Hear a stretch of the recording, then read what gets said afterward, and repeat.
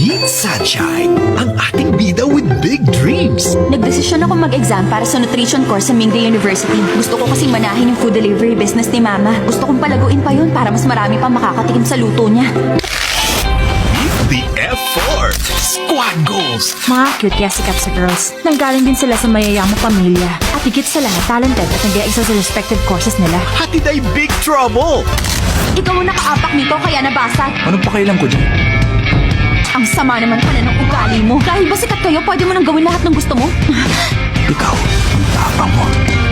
Naku, baka nagalit sa'yo si Dao Mingsu. Ito bang binibenta ng pamilya? Tsura pa lang mukhang hindi na masarap. Yung mga kagaya mong walang respeto sa kapwa. Kayong mga salot sa lipunan. Mahimik ka na! Bitawan niyo ako! Bitawan niyo ako sa amin! Anong ginagawa niyo? Kung nagkataong di ka dumating, baka kung ano nang nangyari sa akin. Bakit ako tinatrato ni Dao Mingsu ng ganito? Pag feeling mo may iyak ka, gawin mo to para hindi na tumulo yung mga luha mo. Dao Mingsu! Walang kahit sinong pwede mambuli sa akin! Sa selebrasyon ng 15 years of being the first and true home of Asian novellas, Meteor Garden is coming home. May bisita ka rito! Kayo po ang pinaka-cool na mama na nakita ko. Dito ka na kumain, okay? Napakasarap. Nakakaya naman sa'yo. Wala po kayong dapat ikahiya. Ngayon ko lang nakitang magalang si Dao Mingsu. Nakita niyo ba? Di ba halatang may gusto sa akin yung Shanchay na yun?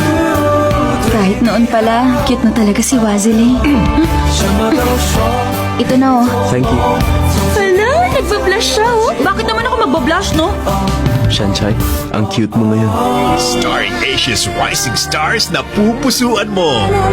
Pumunta ka rito para pagtawanan ako. May sakit na ako. Ano, masaya ka na? Hindi ako masaya. I-check lang kita.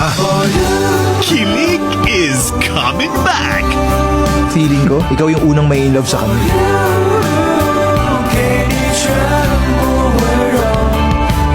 Lahat tayong magkakaibang hinahanap nating happiness sa mundong to. Tumigil ka na. Huwag mo sabihin may gusto ka sa kanya. Hindi na ulit kita sasaktan. Meteor Garden, ngayong August 29.